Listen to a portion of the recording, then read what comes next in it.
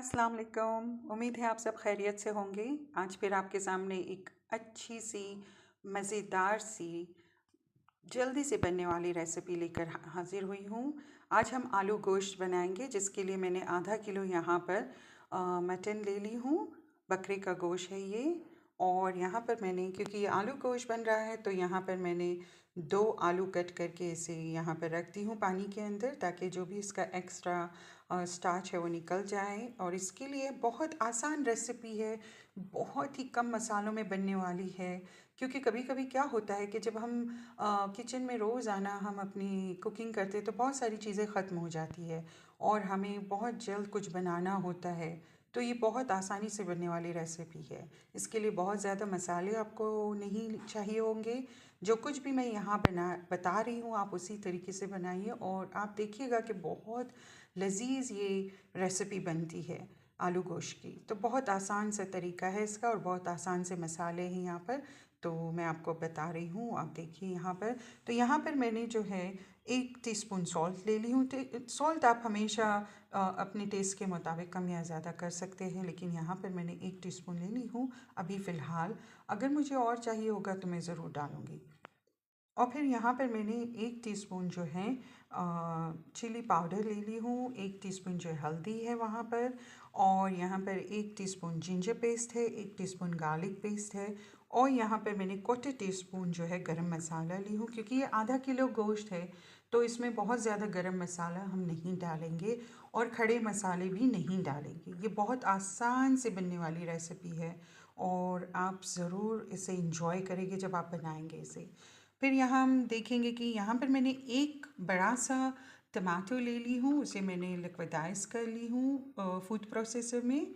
आप चाहे कट करके भी डाल सकते हैं, ग्रेट करके भी डाल सकते हैं और बहुत फाइन प्यूरी करके भी डाल सकते हैं। मैंने यहाँ से चॉप्ड कर ली हूँ। तो ये कुछ इस तरीके से दिखाई दे रहा है। और यहाँ पर मैंने एक बड़ी सी प्याज ली हूँ, जिसमें 2 ग्रीन चिली मैंने फूड प्रोसेसर के अंदर चॉप्ड कर दी हूँ। और इसे, जैसे कि आपके ऊपर है, अगर आपको ग्रीन चिली डालनी है डालिए, नहीं डालनी है ना डालिए। अगर आप कम तीखा खाते हैं तो फिर उसे आप स्किप भी कर सकते हैं। और अनियन और टमाटो की क्वांटिटी डिपेंड्स करती है। अगर आपके पास में टमाटोज़ जो है छोटे वाले हैं तो आप शायद 3 भी लोगे, मीडियम वाले हैं तो आप 2 लोगे, बड़े वाले हैं तो आप 1 लोगे। उसी तरह अनियन भी इसी तरीके से आप इस्तेमाल कर सकते। छोटी वाली 3 और बड़ी वाली 1 और मीडियम वाली 2 ले सकते हैं। तो यहाँ मेरे पास में बहुत बड़ी एक अनियन थी तो मैंने उसे तो चॉप्ड कर ली हूँ इस तरीके से। और क्योंकि मैं इसे प्रेशर कुकर में बनाऊँगी तो मैं सब कुछ अभी यहीं पर आपके सामने यहाँ प्रेशर कुकर में डाल दूँगी। और मैं, जैसा कि हमेशा अपनी वीडियोज़ में कहती हूँ, कि मैं ऑयल का इस्तेमाल नहीं करती हूँ जब मैं मटन बनाती हूँ, क्योंकि आप देख सकते हैं मटन में फ़ैट होता है और मटन अपने ही फ़ैट में कुक हो जाता है। तो इस तरीके से मैं अब सारी चीज़ें जो है प्रेशर कुकर में डालूँगी और आपको बनाऊँगी। और अगर आपको प्रेशर कुकर में नहीं बनाना है तो आप पॉट में भी बना सकते हैं। और पॉट में बनाते वक्त जब आप गोश्त डालते हैं तो उसी वक्त आप सॉल्ट ना डालिएगा, क्योंकि कभी कभी गोश्त जल्दी गलता नहीं है। आप चाहे तो सॉल्ट बाद में डाल सकते हैं।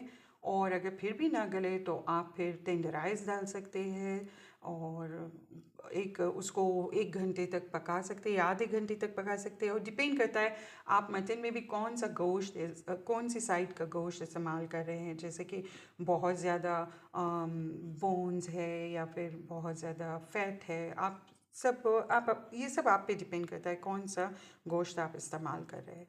तो अब मैं ये जो आधा किलो मटन जो धोकर मैंने यहाँ पे रखा है उसे मैं डाल दूँगी इसमें। प्रेशर कुकर में डायरेक्टली मैं डाल दूँगी।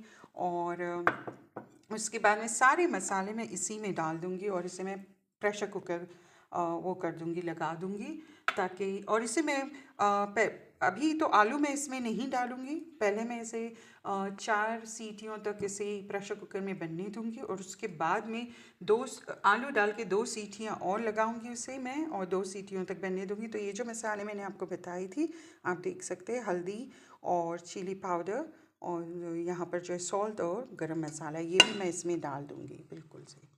अब जो है यहाँ पर मैं इसमें टमाटर, जो यहाँ पर मैंने काट के रखी थी टमाटर, ये भी डाल दूँगी मैं इसमें। और इसके बाद में इसमें मैं जिस ये जो मैंने जिंजर गार्लिक के लिए जो मैंने बाउल इस्तेमाल की थी उसी में मैं पानी डालूँगी, उससे ज़्यादा नहीं डालूँगी क्योंकि ख़ुद गोश्त भी इसमें पानी रिलीज़ हो जाएगा इसके अंदर। तो ज़्यादा पानी डालने से फिर करी जो है बहुत ज़्यादा पतली हो जाती है। और चूँकि आज हमने डिसाइड किया है कि हम इसे रोटी से खाएंगे या फिर नान से खाएंगे या फिर ब्रेड से खाएंगे, तो हम ज़्यादा पतली ग्रेवी नहीं रखेंगे इसमें, थोड़ी सी ड्राई किस्म की होगी जो कि मैं बाद में आपको ज़रूर बताऊंगी।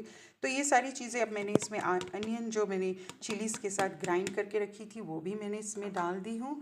और अब मैं इसमें जैसा कि मैंने कहा कि उस बाउल के साइज़ में मैंने पानी इसमें लेना है, सेम बाउल में वो भी मैं डाल दूँगी इसमें। और फिर मैं इसे मिक्स करके अच्छे से और इसको मैं स्टोव पर रख दूँगी 4 सीटी आने तक। और फिर मैं आपको बताती हूँ इसके बाद में हम आगे क्या करेंगे।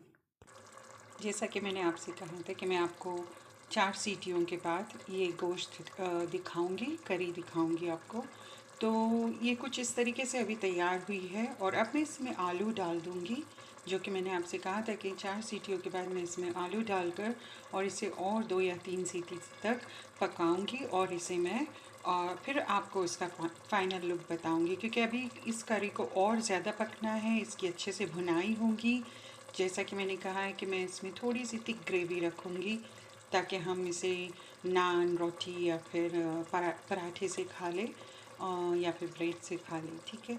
तो इस तरीके से मैं आपको बताऊंगी थोड़ी देर में। सो अब मैं यहाँ पर जो है यहाँ पर आलू डाल रही हूँ और इसे मैं मिक्स करके अच्छे से और फिर एक बार इसका लिड लगाकर मैं इसे 2 से 3 सीटियों तक फिर पकाऊंगी। आप देख सकते हैं इसमें ऑयल खुद ब खुद रिलीज़ हो रहा है। जो फैट हमारे पास में था मटन के अंदर उसी से ऑयल रिलीज़ हुआ है, इसमें मैंने ऑयल बिल्कुल नहीं डाली हूँ।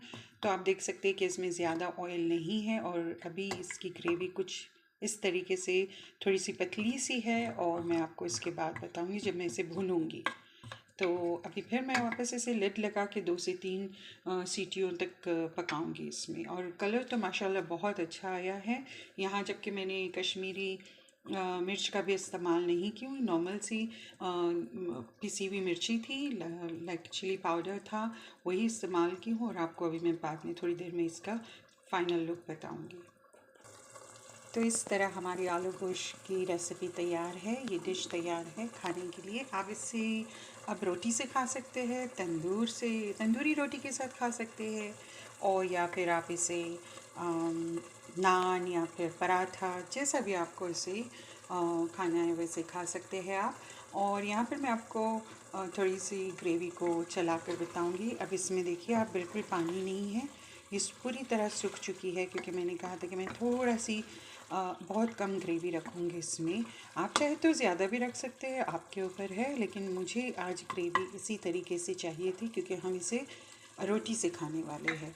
तो कुछ इस तरीके से तैयार है। अब मैं आपको डिश करके बताऊँगी इसका फ़ाइनल लुक। और आप देख सकते हैं इसमें ऑयल इतना नहीं है और बिल्कुल भी मैंने इसमें ऑयल ऐड नहीं की हूँ। जैसा कि मैंने आपसे कहा था ये खुद ही अपने ऑयल में पक चुका है, फैट में पक चुका है। तो थोड़ा थोड़ा ऑयल आप देख सकते हो यहाँ पर, बहुत ज़्यादा नहीं है। और इसमें कुछ मैंने धनिया के पत्ते डाल दी हूँ, हरा धनिया डाल दी हूँ गार्निश के लिए, क्योंकि मैं जब कुक होता है उसी वक्त डाल देती हूँ, पकते वक्त तो मैंने डाल दी हूँ। बच्चे क्योंकि ज़्यादा खाते नहीं है, निकाल कर फेंक देते, तो इसलिए मैं उसी में कुक कर लेती हूँ। थोड़ी देर के बाद ये और गल जाएंगे उसमें, तो फिर दिखाई भी नहीं देगी। तो इस तरीके से मैंने अपने आलू गोश्त की रेसिपी आपसे शेयर की हूँ। तो मुझे उम्मीद है कि आपको बहुत पसंद आएगी और मैं भी आपको डिश करके बताती हूँ इसका फ़ाइनल लुक। तो ये रहा इसका फ़ाइनल लुक, आप देख सकते हैं बहुत अच्छा कलर आया है आलू गोश्त का। और मैं उम्मीद करती हूँ जब आप इसे ट्राई करेंगे, बनाएंगे, तो आपको भी बहुत पसंद आएगी। और बहुत जल्द बनने वाली ये रेसिपी है प्रेशर कुकर में। अगर आपके पास आप प्रेशर कुकर इस्तेमाल नहीं करना चाहते तो फिर पॉट में बनाइए।